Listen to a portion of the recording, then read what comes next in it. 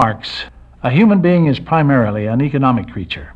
In other words, man's material well-being is all-important.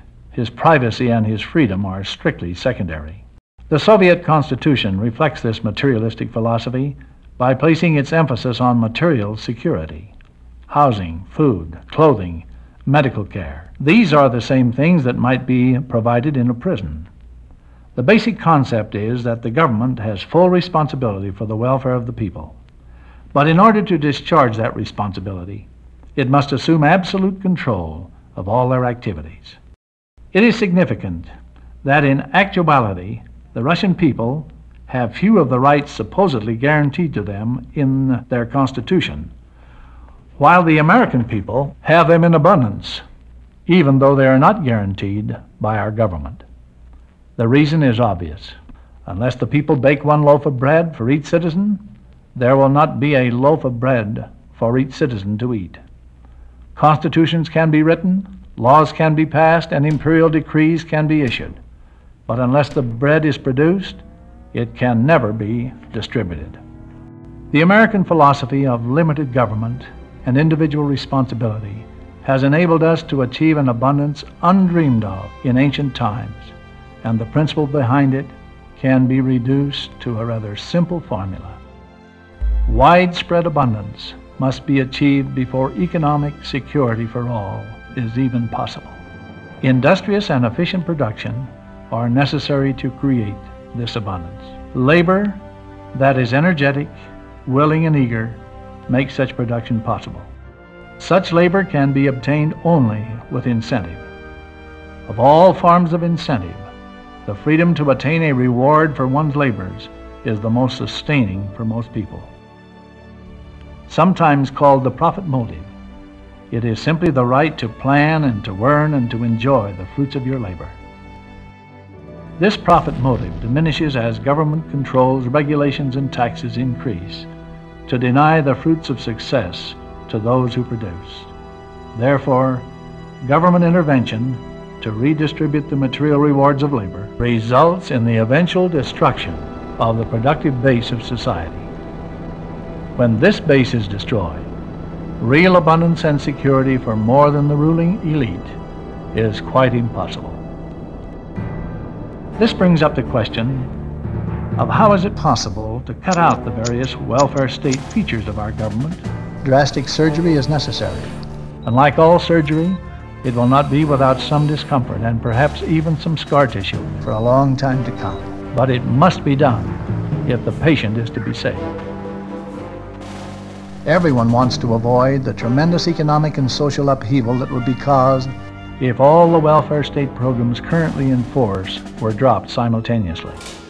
So the first step toward restoring the concept of limited government should be to freeze all welfare state programs at their present level.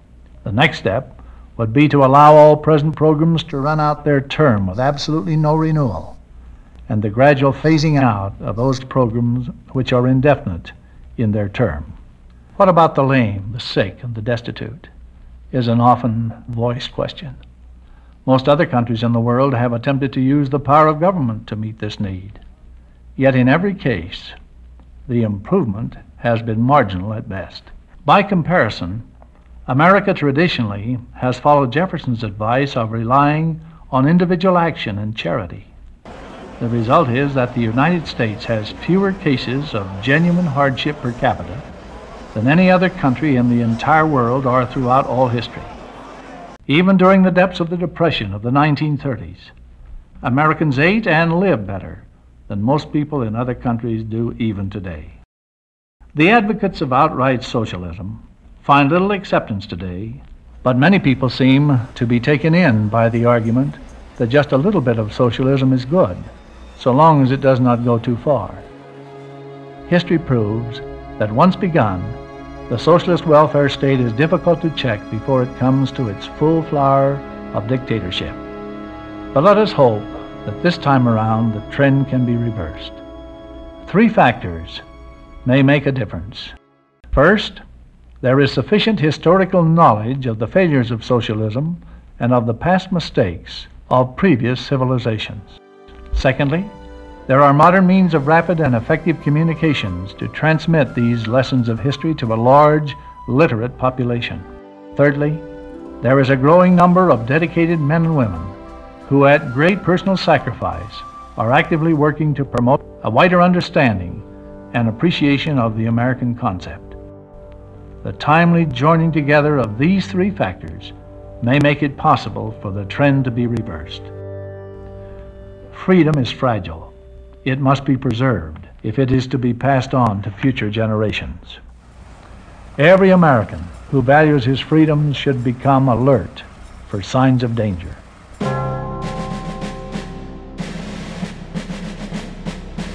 An alarming number of Americans are busily enjoying their freedom, but are indifferent and apathetic to the erosion of freedom.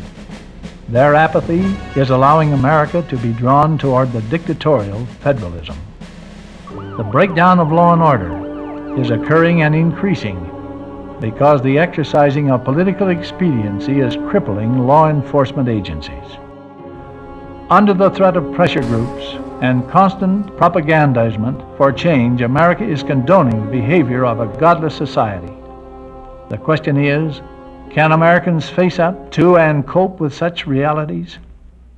The answer is in our hands. There is much work to be done. The time is short. Let us begin in earnest now, and may God bless our efforts.